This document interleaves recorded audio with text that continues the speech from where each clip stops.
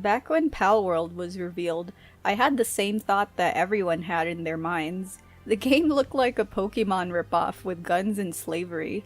What I didn't know, even during the weeks leading up to its release, was that it wasn't just going to be a meme game. It was going to be so addicting that it would take over my life. Yeah, I played so much of this game that it's not even funny at this point.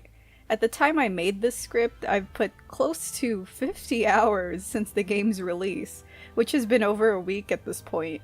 It helps that my boyfriend can't stop playing and talking about Palworld either, so every time we're both free, we just hop into the game. So Palworld is a survival game with a Pokemon twist to it. You'll catch creatures known as pals and use them not only to help you in combat, but to build your base and craft all kinds of items. It's a concept that sounds odd, but it works so well that it makes me wonder why nobody else has created a game like this years ago. And despite being an early access title, Palworld's so fun and full of content that its price point feels almost like a steal. Before you start the game, you'll need to create your own character. There's different hairstyles, faces, eyes, and voice options to choose from. I like that there's a lot of color options, but I thought customization is a bit limited. Like, you can't really change your body type too much, or even have different eye and face shapes. It's still decent though, and hopefully it'll be updated in the future. After you're done, the game will begin with a brief cutscene of your character waking up on the beach and picking up a strange device that says, "The towers are the key, the tree holds the truth." Once that's finished, you're free to do whatever you want. Sort of. The tutorial stays at the top right corner of the screen until you complete all the objectives. That might take a while, by the way, until you level up more. Why? Well, you get this straightforward message that tells you to challenge the boss. It sounds simple enough, right? Palworld will have you exploring, building, crafting, and capturing pals using your pal spheres. The whole game feels like a mixture of everything that was fun about titles like Valheim, Breath of the Wild, Monster Hunter, and even Elden Ring. It's a bunch of different genres mixed in to create a really addicting experience where you can do so many things. Like, the base building aspect of Palworld alone is really fun. Once you build a pal box in the game, the area around it will serve as your base. The pal box is used as both a storage for pals and a fast travel point too. But yeah, you can build a house and place different workbenches and buildings within the area. Any pal that you capture can be put to work in the base. They all have their own expertise though, so depending on the pals you choose, they'll be able to mine, chop wood, cook, carry items to a storage box, and even help build and craft. You can even choose to overwork them if you want, but I didn't have the heart to do it. The pals are just way too cute. I love seeing them work hard, eat, relax, and then enjoy a good night's sleep. They can get sick though, and even get fractures. It'll affect their work performance, but medicine can cure everything. I actually had a pal that was depressed for the longest time, but I didn't know that I just needed to inject them with a cure. The things that you can build and craft will advance as you level up in the game. You'll earn technology points that you can use to craft new weapons, structures, and items, but you'll need to have captured specific pals in order to make those question mark icons reveal themselves. So yeah, if you want to craft more advanced tech, you'll need to go out there and catch lots of different pals.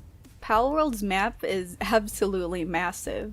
I spent so many hours thinking I've explored most places, only to realize that I've only been around a tiny portion of the map. Maybe because the game's not finished. I thought some of the mountains in the distance were only part of the scenery, but nope, you can actually go to them. The game has different biomes, ranging from forests, deserts, and snowy areas, but the farther away you go from the starting location, the higher the pals' levels are. There are also hidden dungeons to explore and powerful boss pals to capture as well. Exploration is made even better once you get pals in your party that you can mount. It's crazy how many pals you can craft a saddle for, whether it's a big four-legged pal or a flying type. But yeah, the fact that you can use pals to get around the huge map makes it so much more fun to explore. The pals themselves kinda just live their lives until you come along and try to kill or catch them. What's cool about doing either of that is that they drop unique materials, so it feels kind of like a realistic Pokemon game, where the creatures can be hunted for food, items, or used as tools. Capturing pals is really simple. You just have to lower their HP by either attacking them yourself or by using a pal in your party. The lower their health is, the higher the chance that your pal sphere will capture them. But that'll depend on both your level and the pal too.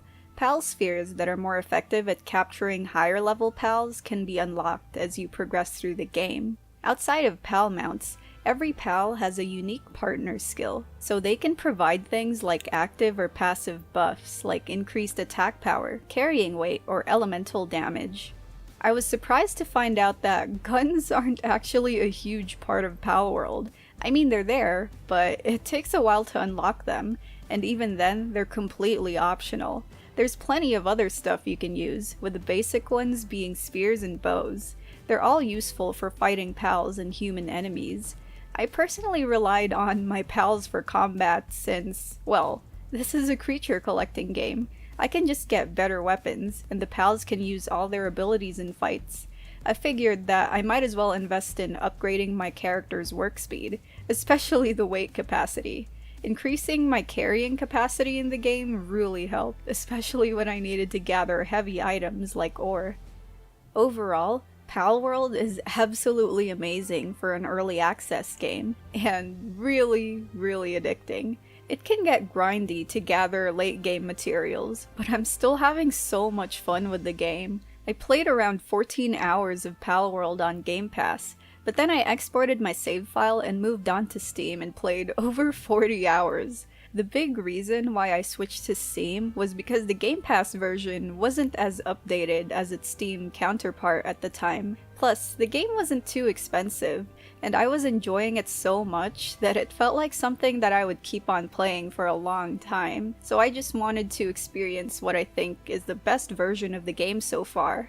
The Steam version didn't crash at all. Meanwhile, the game probably crashed like 3 to 4 times during those 14 hours I spent playing in Game Pass. The Game Pass version has received updates since then, but switching at the time was the best choice. Though the game in general still has some issues, like the biggest one right now is Palworld's performance in multiplayer. The game runs perfectly smooth the first hour or so when I start hosting and playing on my server, but then my FPS starts dropping over time. It gets so bad that I can't even spin my camera around and play properly without it stuttering and turning into a slideshow every few seconds. I didn't read into it much, but it seems like it's some kind of memory leak issue with multiplayer in the game. Other people online seem to have it in their servers too, and it seems like the only fix so far is to restart the game. It's been a really annoying thing to deal with, so I'm hoping that it gets fixed soon. I also think that the game should have more unique pals. I think a lot of the existing ones look great, but a few of them look a little too close to actual Pokemon. The devs have proven that they can make some really cool looking pals, so I hope that future updates will release even more of them. The map could benefit from having more settlements and NPCs too. It's a bit barren right now. I like that there's always pals around every corner, but I think it would be cool if there were more people and buildings to interact with. The few friendly NPCs I've met have been great though. Palworld doesn't have much of a story, but the world's so interesting that I found myself listening to whatever the NPCs had to say about it. So yeah, I highly recommend Palworld if you want to play an open-world Pokemon-like title that elevates the genre. I never thought that playing a base building game that can be automated by cute creatures would be something that works so well. If you don't mind the game being early access, then I think you should really check it out. Let me know what you thought about the video. Thank you to my patrons at Patreon for supporting my channel. Okay, so my call for action in the previous video didn't work. The buttons on my channel didn't light up, so I'll try it again by saying a really generic YouTuber line. If you liked my Palworld review, don't forget to subscribe to my channel. Okay, hopefully that makes the button light up. Thanks for watching, and let me know what you thought about the video.